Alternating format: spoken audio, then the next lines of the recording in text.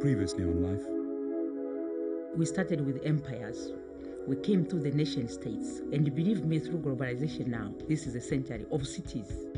Difficulty with any megacity is providing basic services and attempting to deal with the massive amount of poverty that plagues so many of the megacities of the world. The question is, what are our needs? And what are the needs of our people?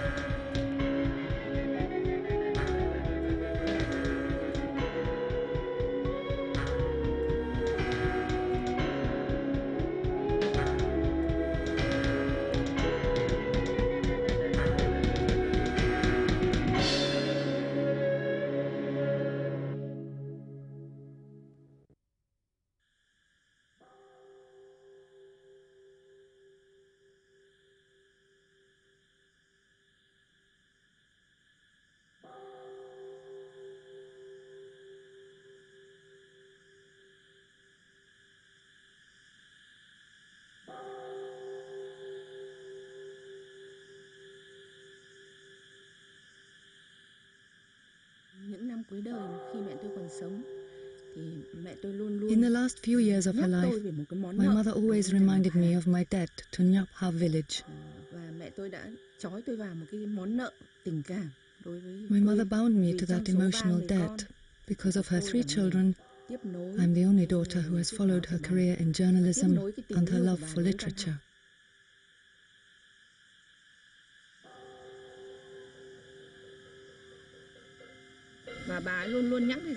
My mother always told me, write something about Nyapha village. You've got to write about the death of the village, the flower village. It's my homeland and also yours. I've written many things so far, but none of them about Nyapha village. It's a lifetime debt, and I don't know when I will pay it.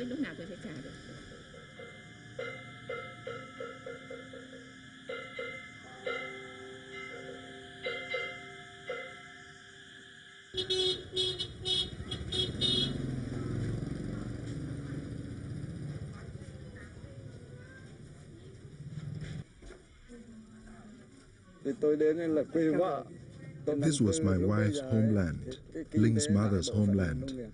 I came here in 1954 when the economy was mainly agriculture and Ngokha was a flower-growing village. Each house was separated with a garden surrounded with banana trees and hibiscus flowers.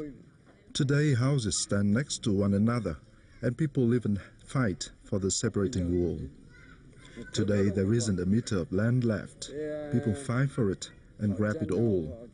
Those who had land sold it. Bouts of land fever exploded.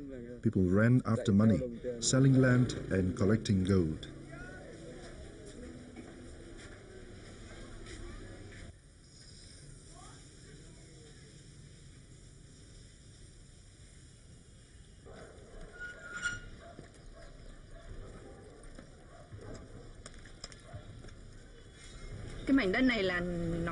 This piece of land used to belong to my mother's family, including that road we've just passed. There used to be just one family. Today there are so many.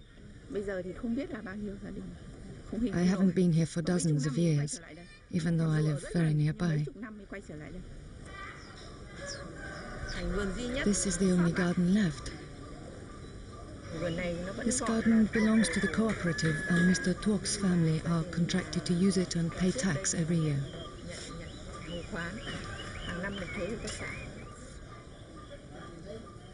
In the old days, over there was a pond where our grandfathers grew lotus and willow trees.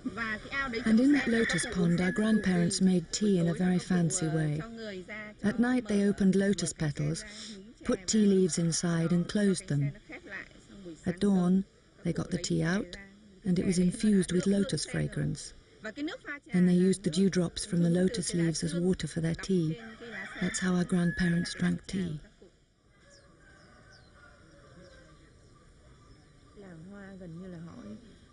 The flower village was almost the only source that provided flowers for Hanoi. The flower trade lasted throughout the 20th century until the beginning of the 90s when it began to dwindle.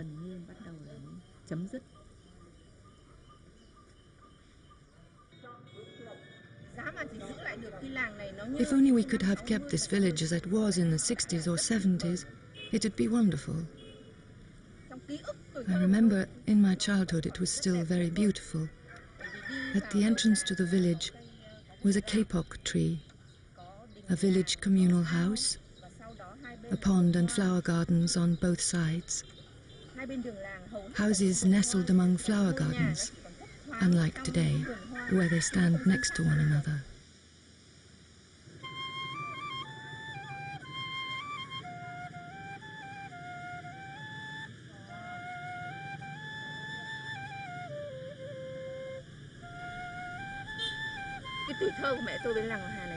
My mother's childhood memory of this village must have been 1,000 times more wonderful than mine, because she was born at the beginning of the century.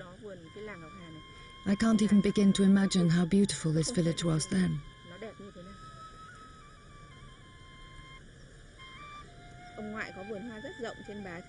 My grandfather had a big flower garden, and my mother used to play music and recite poems with her friends there.